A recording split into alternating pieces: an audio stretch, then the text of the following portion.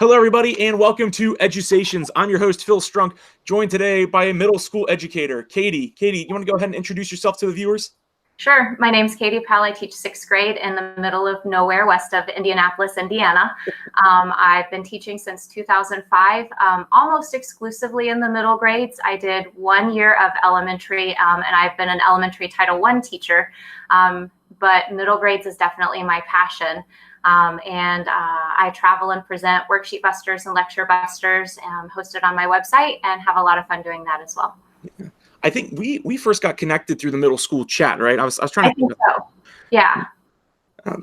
I feel, and I'm, based on what we talked about right before we started recording too, we were at like this very special age group, Right. Whenever I was in college, one of my, I think it was a professor or maybe a supervisor, or maybe it's just somebody in the public said, middle school educators, they have a special place in heaven. I said, thank God, you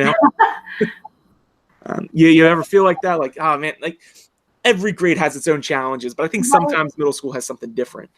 Well, there was one day in particular that felt as middle school as it gets. And it was a Friday. Our whole school gathers in the gym for little advisory competitions like, battle ball, tug of war, that kind of thing on Friday. Awesome. And I was, standing and doing supervision. I look up and one of the boys is in tears.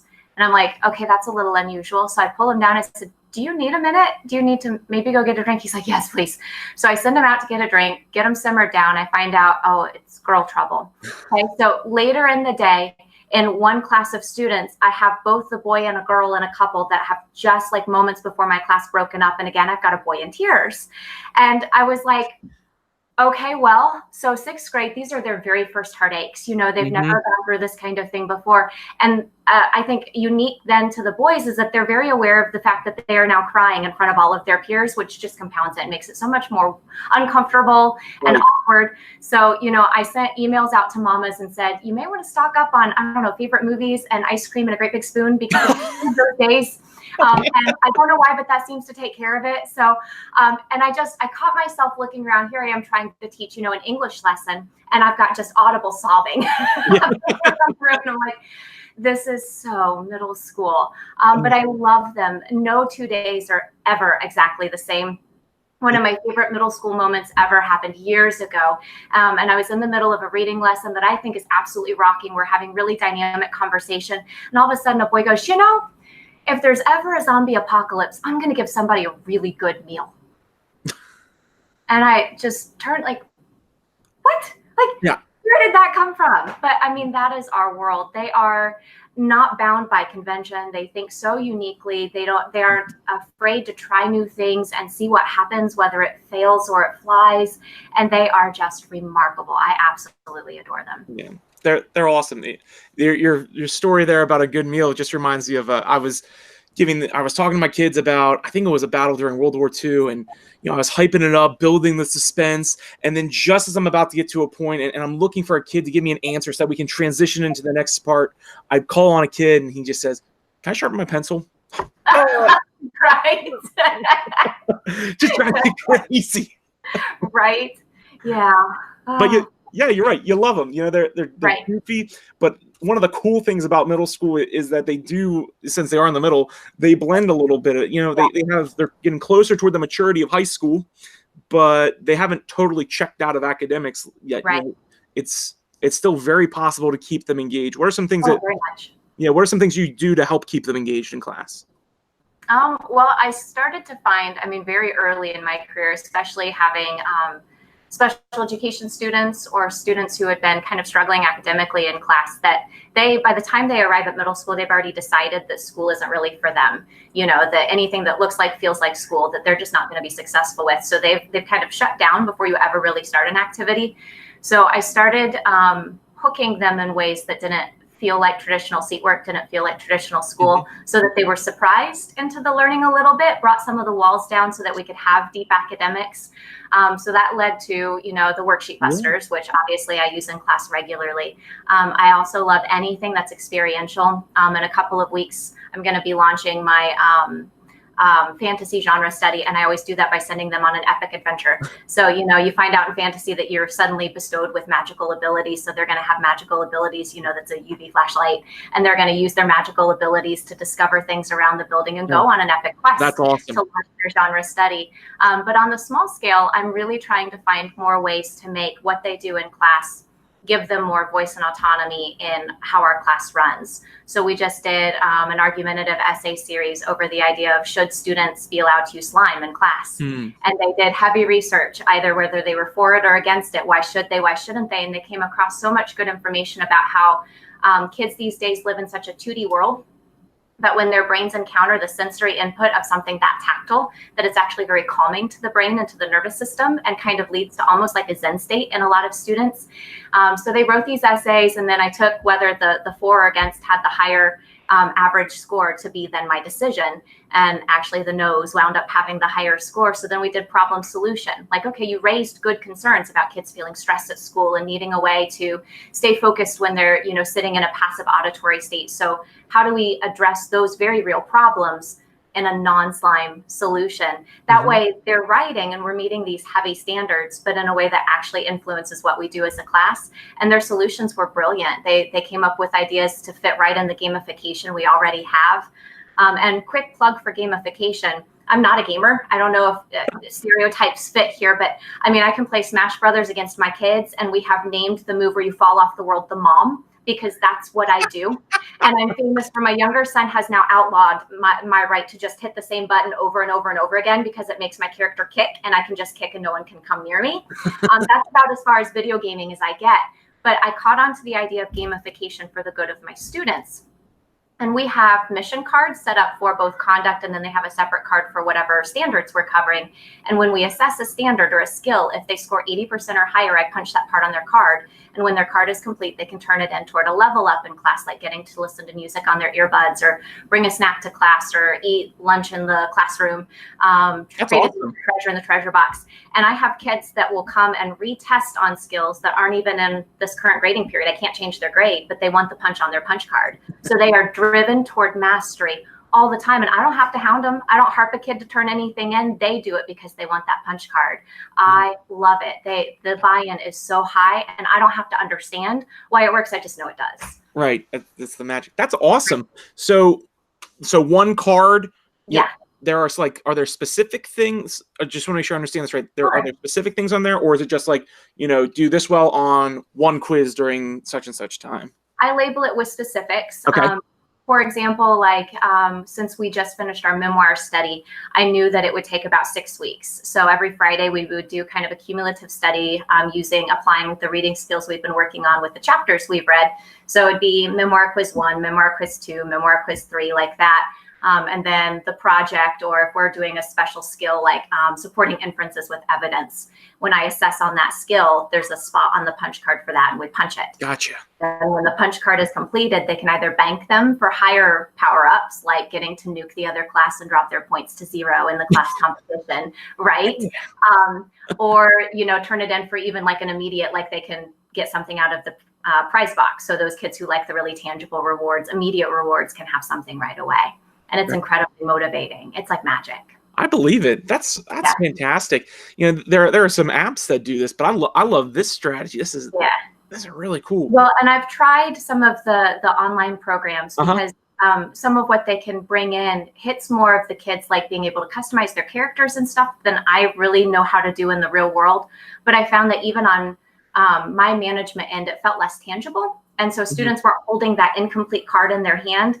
They didn't quite connect the dots as easily that I have not mastered this.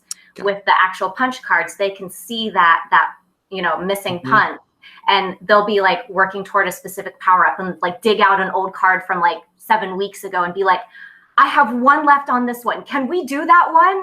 And, it's like, absolutely, come to me during flex time. We'll work on a, mini lesson. You can reassess. And they don't care that it's not improving a grade. They care that they've demonstrated mastery for a reward. And I mean, rewards aren't the end goal, but if it's what it takes to get kids through this developmental stage and kind of build that sense of growth mindset, and I didn't know something, but look, now I do, then that's really the important thing. That's awesome. And another thing that you use, and you alluded to this and you mentioned it in your intros, were these worksheet busters, something that you had shared with me before. And I got to tell you, these things are phenomenal. If there's a viewer watching right now and they are not familiar with these, what's your elevator pitch for it? Sure. So worksheet busters were born out of the realization that every teacher wants to teach well. But when we read about really what's coming out in education, so often it's so broad and wide sweeping, it doesn't really meet where the average classroom teacher is right now. And the average classroom teacher is, in a textbook series with a hardbound textbook and blackline masters with worksheets, and maybe like a consumable workbook like that. That's what the average teacher has as their, teaching materials and their background, their experience. So those of us who aren't afraid to try new things and feel kind of inherently creative, we're already out there trying new things, and we are being inherently creative. There are some teachers that just wonder where they fit and all of that. And unfortunately, we've left them fairly discouraged nowadays in our field. And I feel like that's a disservice to the diverse and effective teaching styles that are out there. So worksheet busters are designed to start with just a worksheet, and leverage that worksheet to, instead of just pass it out and have students complete it, that there's a way to engage with the worksheet in a more interesting and novel way, as simple as, answering one question on the worksheet and then folding it into a paper airplane and launching it across the room. That then we have greater buy-in from our students, and then we can actually increase the depth of the activity as well. Yeah, and I'm glad you mentioned the paper airplane one. That was one that I used in my classroom whenever you had mentioned them to me, and the kids were just blown away by the fact that, one, I let them throw paper airplanes in the room. Right. Two, that it was being done so that we could learn more and we could discover more. It was, I had so many kids asking, "Can we do this again, Mr. Strunk?" And I was like, "Yeah, we'll find a place. I don't have too many worksheets, but I'll write up some worksheets so that we can do this sort of stuff, because it was really encouraging for them to be able to dive in and come up with different questions themselves, that they were like, "Oh, I don't know how to find the answer to this, but I have this resource here." And then I can't remember how it works, but I can't remember what your directions say, but I gave them like a specific time limit of, hey, you have like this much time to get through, answer question, fold it back up, and get ready to throw it. And it kept it rolling and rolling. I was shocked that the kids would buy into it so much, even after, I think I had over 15 questions on it, but even at time 15 and 16, they were still all about it. Totally revolutionizing the way we look at these things, So thank you. You're welcome. And it's such a simple tweak. Like, you didn't have to laminate something. You didn't have to pay for something. You've already got, worksheets, or you mentioned not really using them very often, but we ask kids questions all the time. Yeah. So what's the harm of projecting, 5 questions up on the screen, and they just use a piece of notebook paper and put a 1 and a 2 and a 3 and a 4 and a 5 and launch that way? What's the harm in launching a piece of paper and then saying, okay, next time, what's one question you have about the content we just covered? And then when they launch and they pick up, then they answer the question that they received from a student. We can use that framework then in practically immeasurable ways. Right. So each teacher's own content and teaching style can be honored in a way that actively engages our students in meaningful learning. Yeah. And so a lot of these ideas that you have are giving birth to a book. Yes. I cannot wait to read. What are some of the details behind, one, you starting to think about writing a book, and then just the process of proposing it and getting it published? Right. Well, wow, it's been a whirlwind. So at the beginning of the summer, I was sitting with my kids. We kind of dream up, what do we want to do for summer break? Because summer break is magic. We're all home together. And I said, I've kind of been thinking about writing a book. And of course, both of my kids are like, well, I want to write a book too. So we would go sit in the hammock in the backyard, and I'd have my Chromebook and they'd have their little notebooks, and we would write. And I just kept it going. I had, about maybe a fourth of the book done and an outline for the rest, and started wondering, all right, how do I pitch this? So I did something that felt a little crazy. I'm not a super outgoing person naturally, and I'm very rule oriented, but I didn't know what to do with this. So I messaged a publisher over Twitter. I love it. I love it. Probably terribly inappropriate, but I have no idea what I'm doing. And instead of being told this is terribly inappropriate, I was told, that's great. Here's how you can set up a meeting and we can talk. And in the meantime, I happened to be at the Association for Middle Level Education National Conference and doing my thing, presenting my sessions, and was approached by a publisher of a separate company after and said, "Did you ever think about writing a book?" I'm like, "Well, funny you should say that. I'm kind of working on one." And that let me get talks from a couple of different companies and kind of see what's out there. Some publishing contracts in the world of teacher publishing, they're effective and these are really good companies. But then when you look at like, okay, so you're investing time away from your family to do this, I wanted to be making a decision that would honor what my family has sacrificed to make this possible for me. And I went with Dave Burgess Consulting. They offer a really teacher-friendly contract and they've been wonderful to work with. I also like kind of honoring the teacher startup, that they were teachers just like us sitting in this field, kind of wondering what to do with their ideas. And then they've been kind of grassroots supporting various teachers from there. And I think that's a really wonderful, powerful thing. So it's currently in the hands of my editing team. They are helping me figure out a title as we speak, because I'm too close to this thing now. I don't have, I even had a poll on Twitter and left going, I still don't know what I'm going to call this. Teach Beyond the Desk or Busting Boredom or something like that. Yeah, but it's due to be out sometime kind of mid-July-ish is what we're looking at right now. Awesome. So Teach Beyond the Desk, also your Twitter handle, Beyond the Desk and your website. What's the inspiration for that name in and of itself? Yeah, when I was going through teacher ed training, we were taught to not have students sitting any longer than 20 minutes. And that has stayed with me. Active learning, getting students out of their seats was part of how I was taught to teach. And then starting with middle grade special education at the beginning of my career, I could see, like I had said, how valuable it was for anything we did in class to not feel like traditional schoolwork. And when you're parked in a desk with a piece of paper in front of you and a textbook or whatever, that feels like very traditional schoolwork. So taking the learning even quite literally just out of the desk really had a strong impact on my students. And I like the idea that we can get students up and moving. Not that active engagement necessarily has to be physically active. We know that there are other very valid kinds of engagement as well, but that we kind of make that a goal, that especially looking at the middle grades, our students might have 5, 6, even 8 periods a day, and they spend a good majority of them sitting. I mean, shadow a student for a day. They sit and listen to adults so much of their day. And if we're thinking about at least challenging ourselves to get out of the seat and beyond the desk and engaging them in other ways, then we will have honored our students' learning needs. I love that. Our principal last fall shadowed a student, or not last fall before, shadowed a student all day. And it really is reflective whenever you can go back about what is a day like for these kids. Do you have block scheduling, or do you have periods, or how is your day broken up? That's a very good question. I teach 6th grade at a 6th grade school. This is our first year having 6th grade in the junior high building. They've been elementary up to this point. So in my grade, we actually got to invent our schedule. So we have 4 academic periods and a period in the middle of the day that we call bonus time, which is flex time, where we can pull kids and work with them as needed. We do social emotional learning activities, computer coding, and just all kinds of things that we know are valid but don't necessarily fit in a traditional class period. So we have, like I said, that kind of 5-period day going.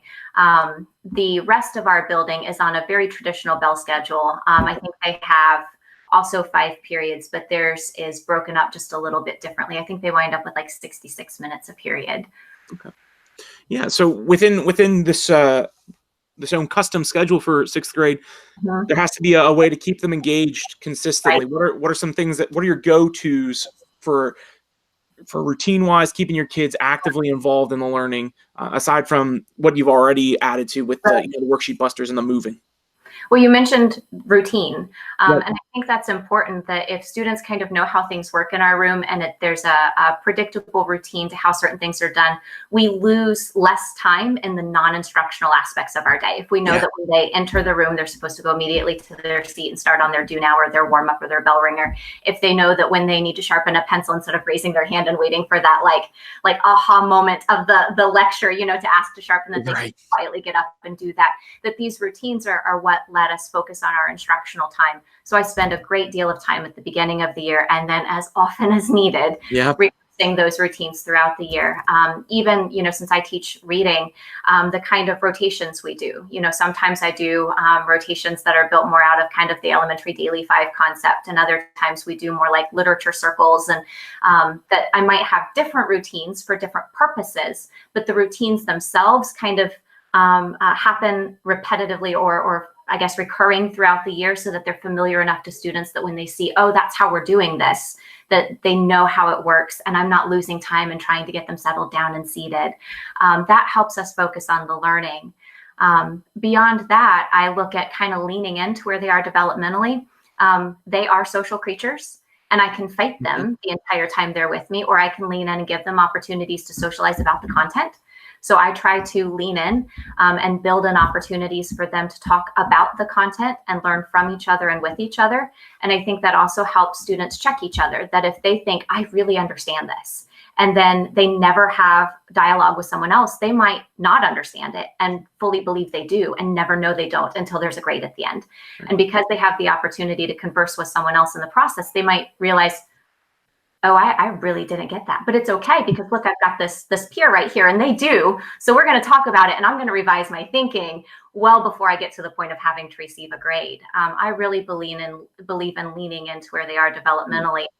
Teaching middle grades kids, if I fight them on where they are developmentally, I'm doing them a disservice, because that is where their brain is. They are wired that way, and I chose to teach them. So instead, I try to look at honoring where they are developmentally, and they appreciate that. They respond to it. Relationships are incredibly important. Exactly. I've tweeted it on Twitter before that it's worth more than gold in our profession. You want the good pedagogy, but don't forget there's 2 sides of it. They won't learn, Right. or they won't. I don't want to say they won't learn, because they can. They may not buy in as much if they don't have that connection with you, which is right. It makes our job so much easier if they know that we care about them, that instead of being adversaries against them, that we're actually on their side, yes, getting through whatever mess they found themselves in. Then they're not afraid when discipline comes up, and they'll meet you where you are and trying to get to your expectations. And they're not afraid then if they go to read aloud in a group and they don't know how to say a word. They aren't sitting there going, oh my gosh, I hate reading aloud. It's instead, wait, that's safe here. Okay, here's what I do about that. Like those relationships are what allow them to. Learning requires vulnerability all the time. And adults and teachers tend to hate feeling vulnerable. We hate feeling like we don't know something, and our students are there all day. So, that relational security is so important, so they feel safe to not know, and that we're not going to abandon them in that. We're not going to label them in that. We're not going to, make them feel small or unimportant or stupid for being in that instead, that's where we want them to be. And we're going to be right in it with them, and we're going to be with them through that journey to get where we want them to be in the end. Exactly. Teamwork makes the dream work. Well, right. Hey, Katie, I've really enjoyed having you on. Like I told you before, I'm a huge fan. I appreciate that. So yeah, I've loved getting able to dive in a little bit and commiserate and celebrate being a middle school educator, talk about worksheet busters, your upcoming book title to be determined. Doesn't matter. Still buying it. And then just being able to talk about our routines in middle school and your routines in middle school. We are starting to get to the point in our show where our time is almost up, which means it is time for our high fives. 5 questions totally unrelated to education. As you said before the filming, the fun part. Yes, the fun part is here. Are you ready? Yes. Okay. First one, tacos or burritos? Well, soft tacos. I guess that was not necessarily an option, but that's what I'm picking. I'll accept it. I'm as a Chipotle lover, I'm a big burrito fan, so highly addicted. Number 2, high fives or fist bumps in the hallway? I'm just a tiny bit germophobic. I think that comes with what we do for a living. So I like the fist bump. My fingertips are clean. 3, crossword puzzles or Sudoku? Oh, Sudoku, definitely. I love those. Yeah. They're so much fun, right? Right? Yeah. On our flights down to Disney this summer, my wife and she had, I think, a book, and I had the app, and we were just Sudoku. So. Oh, yeah. Definitely in pencil or erasable pen, though. Yeah. Can't do that in permanent ink. I mean, I was about to say I use mine in pen because I don't make mistakes, but that's a lie. Oh, yeah, I do. Number 4, sandals or sneakers? Sandals, but those people who have seen me present in public, I wear ankle foot orthotics. So it's kind of hard for me to find sandals that I can wear without paying a lot of money to accommodate them. So I have a favorite pair of slightly sparkly sneakers right now. Okay. So I don't know if they sparkle, maybe sneakers. Okay. And then the last one, campfire or snowball fight? Campfire. I have melted 2 pairs of shoes around them. I get a little too close. Sheesh. Right? Well, hey, really had a great time having you on. Before we sign off, any last tidbits of wisdom to viewers? One message I do try to always leave people who come to my sessions with is the fact that, in our profession, instead of fighting the diversity of teaching styles out there and believing that there is a best practice, I think we really need to honor that it's best practices, and that the variety of teaching styles out there in our profession should be one of the most beautiful things about it. And I think we need to celebrate that and really be grateful for the fact that two teachers can be teaching the same content side by side in two totally different ways and each be equally valid and successful. So my message to any teacher watching this is that it's not any of my teaching strategies, or honestly, although Phil is a very wise person, any wisdom he could offer us. Instead, what really is going to make the difference for our students or their students is them. Go be the magic in your classrooms. Our kids are counting on it. Great. I don't know if wise would be the word I'd use to describe me, but thank you. Really, really great time having you on, Katie. Hey, if you're watching the show right now and you want to connect with Katie, be sure to check out her page on Twitter. I'm going to attach her handle at the bottom of this. Also, be sure to check out her website, her worksheet busters, her lecture busters. That website will be available to you as well. And as soon as her book comes out, just go ahead and pre-order it before it even comes out. Make sure you get a copy of it. I'm telling you, it's going to be something really special. Thank you all so much for watching today. Have a great day. Bye-bye.